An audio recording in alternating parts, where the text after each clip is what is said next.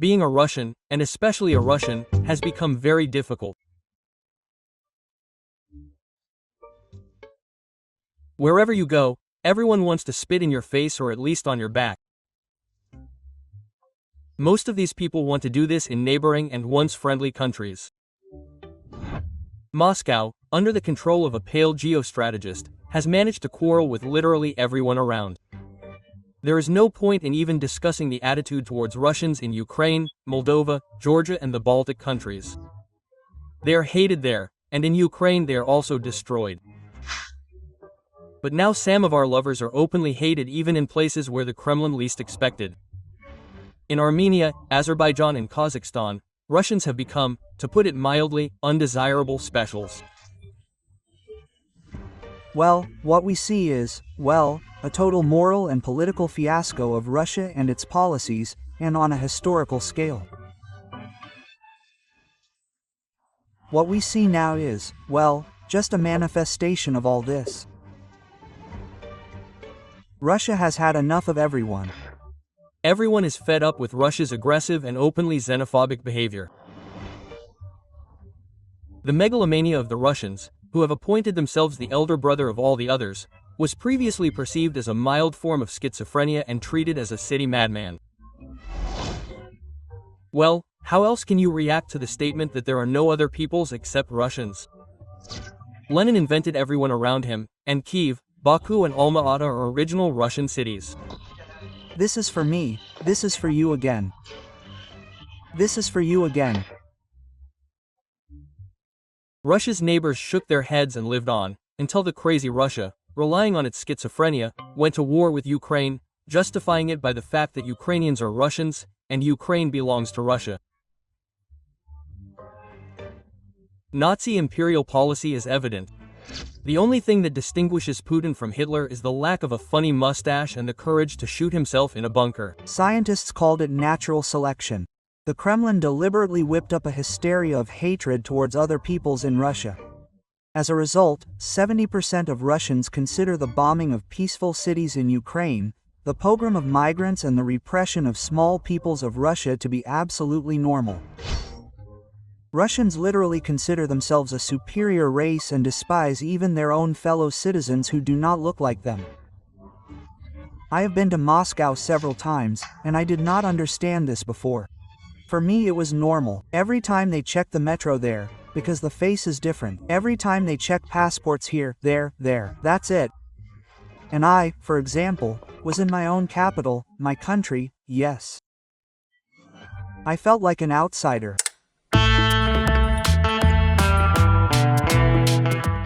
Russia lives in a paradigm of cliches.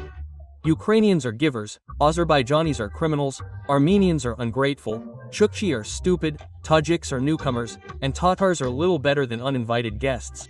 Yakuts, Buryats, Kalmyks. Why are they their own in Kazakhstan, but in their homeland they are often treated like strangers? They are discriminated against on racial grounds. They laugh at the indigenous population. Sometimes, especially in winter, when people come from the tundra to play, you see that even children are laughing at these people. There should probably be some respect. We seem to be in our homeland, but we came and they laugh. That's why the children stopped wearing national clothes and stopped speaking their native language. All this naturally led to a backlash. Now in other countries, being Russian has become disgraceful and even harmful to health. In these shots, Azerbaijani security forces escort handcuffed reporters to police cars, like dangerous criminals. Baku claims that the journalists are undercover FSB agents. The hostility towards the lop-footed ones has grown gradually and in different ways everywhere. In Ukraine, after the invasion, Russophobia, as we know, is never enough. But in the Caucasus, the orcs felt at home. Until the scandal with Azerbaijan broke out.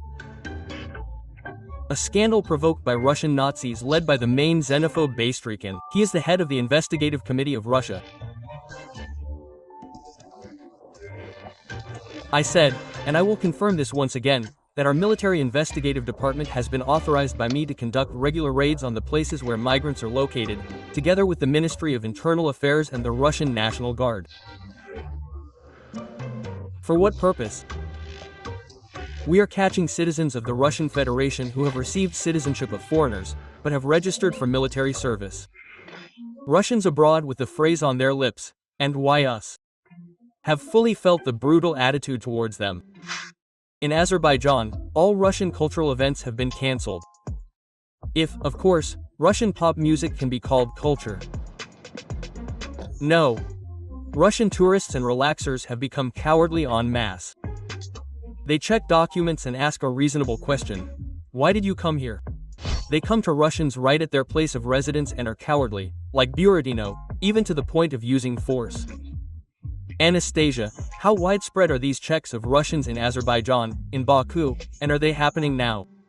It is difficult to say what the total number of such checks is. We have received 6 requests, but obviously there are more, but I think there are many times more.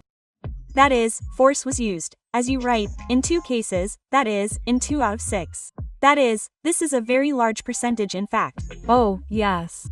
But I would say that those cases where force was not used also did not take place in the most comfortable environment. Some people will find these actions harsh and inhumane, but these are just mirror responses to the atrocities of the Nazis in Russia. There is now zero tolerance for Russians. Azerbaijani law enforcement officers have even opened a criminal case against Russian cops involved in the pogroms and murder of Azerbaijanis. In fact, this is a criminal case against the Russian state apparatus. I have no doubt that this is an order from above. Azerbaijanis need to be taught a lesson, because similar actions took place in other cities of Russia. Well, in particular, in Voronezh, there were 300, that is, Azerbaijanis, the market was destroyed, arrests were made.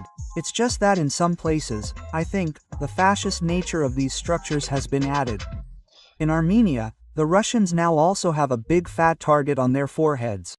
After the Kremlin tried to stage a coup d'état in Yerevan to overthrow the inconvenient Pashinyan, the Armenians took on lovers of the Russian world in earnest. There was a wave of arrests of pro-Moscow priests and businessmen. In fact, we are seeing a picture where a number of higher hierarchical apostolic churches are also part of this entire hybrid war that Russia is waging against the Republic of Armenia. There have been no mass deportations of Russians yet, but they have already begun to be thrown out of Armenia in specific places. The first to be thrown on a suitcase were the well-known imperial chauvinists. Former Russian Senator Franz Klintsevich was denied even 1 foot on Armenian soil. I was detained and told I was not allowed to enter. I was extremely surprised. I have always considered Armenia my favorite country. I have many friends, I have always defended Armenia. And this upset me a little. The events that are happening, they are, of course, internal Armenian, they are also wrong. Who are you? I did not invite you. Go! Anyway, Putin's phrase about the leg of the Russian soldier finally sobered up many. We hope that Yerevan's next step will be the liquidation of the Russian military base in Gyumri. Moreover, Armenians have already held mass protests several times demanding the closure of this Kremlin scumbag. The first time the base was almost demolished was in 2015, when a Russian soldier escaped from his unit and shot an entire Armenian family. Then it shook the whole country.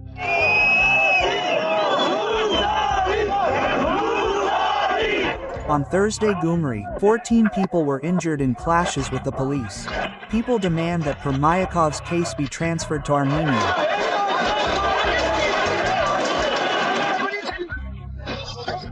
Protests were held in Yerevan near the Russian embassy and near the administration of President Sarkisyan. Where there is a Russian soldier, there is death and grief.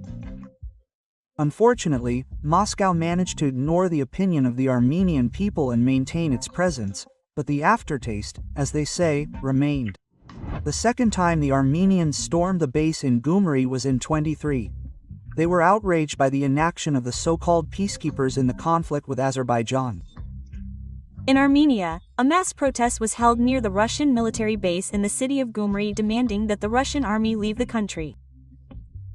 The military was accused of aiding Azerbaijan in the conflict and failing to fulfill the agreement on maintaining peace in the Caucasus region.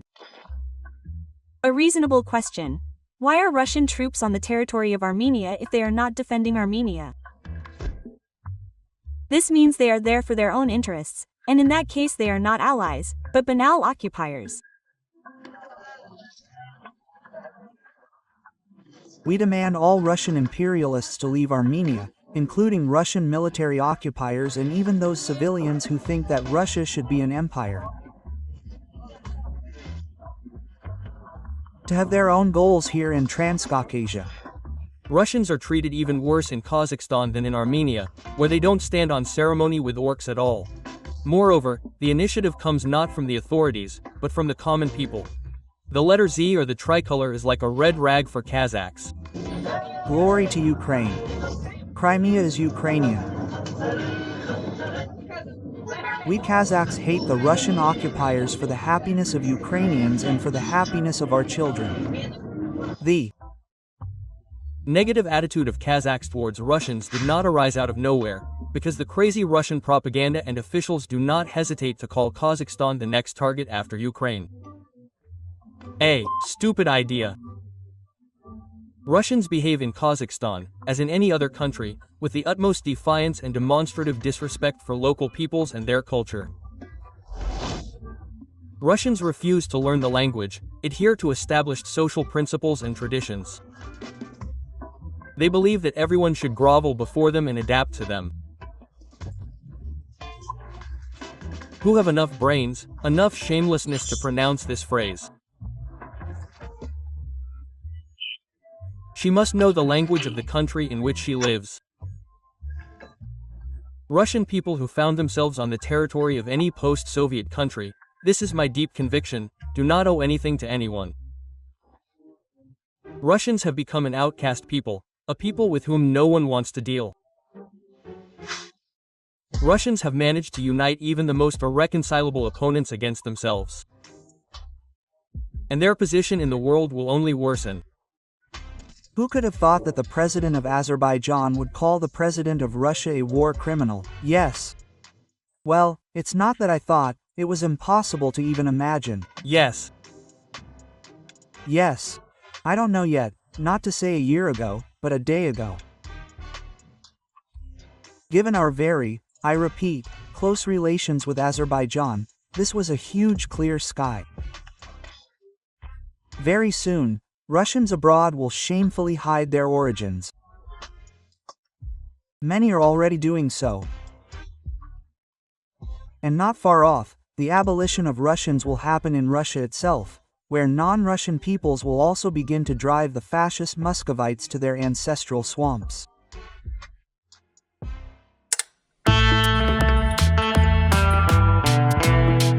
I would like to remind you that this video is created for entertainment purposes and contains elements of satire and irony.